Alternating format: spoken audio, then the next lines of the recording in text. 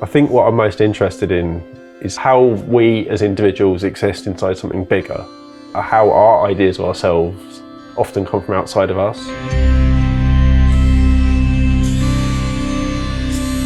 I'm an artist, I'm based in South London. I work across a range of media, a lot of large-scale digital works, video, sound and performance, some sculpture. I guess it's all connected up with text, like I use text in most of what I do, sometimes in like a really obvious way, and other times the text is kind of broken up or fragmented.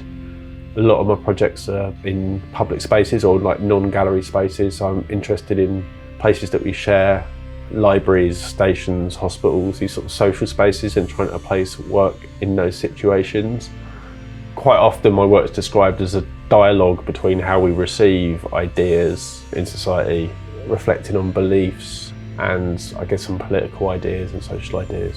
I think what I'm most interested in is how we as individuals exist inside something bigger, how our ideas of ourselves often come from outside of us. It's almost like trying to explore this kind of battle between what is an individual and what is society, and how does an individual relate to society, and how does society inform an individual. In a way, I'm trying to kind of expose this thing which is never said or we don't see, to make it present, you know, particularly in public spaces, to bring this invisible force there and put it there for everyone to see, because then it's easier to question. During the pandemic, it was obviously a very difficult time for everyone, and everything, you know, in terms of art was thrown completely out. I was quite fortunate in a way because I work a lot of the time in non-gallery spaces, that actually some opportunities arose for me that wouldn't have done otherwise. And one in particular was a collaboration with Jack Art. They gave me access to their billboard and poster sites around the UK. So the text for those posters said, "Please believe these days will pass."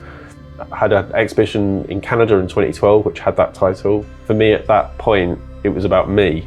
Things are going to change, you know, personal change. When the lockdown happened, I noticed on social media people were posting images of the ones that I'd made earlier. So when this opportunity came up and we were talking about what I might do, I was like, well, actually, I think I kind of know, because it's already happening without me. So I just made a kind of new version of it. I have a good friend and a collaborator who's a musician, Daniel O'Sullivan, who I work with a lot. We're talking about NFTs and we thought, well, why don't we try and almost make like a kind of album of NFTs, just as an exercise, like not to actually release them. We wanted to work with this like lyrics from this sort of particular sort of period of music. They're quite unusual. I think we were looking at a lot of what NFTs did, you know, the kind of aesthetic, and actually tried to think about something quite different. So they're quite slow paced, and there's kind of, well, with one exception, they emerge and they're quite old fashioned in a way. They look as if they kind of, I think we were thinking about a lot of things like early experimental film, where you literally would be kind of, you know, shoving stuff into the camera film and scratching it. The text, I think with all these things is the kind of driver for it. The difference actually in these pieces, rather than some of my other work, is the text is really quite buried.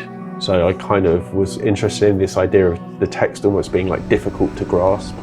So it's almost like smoke or like kind of fire. It's kind of always kind of shifting. It appears and disappears quite a lot. So it's a little bit kind of slippery.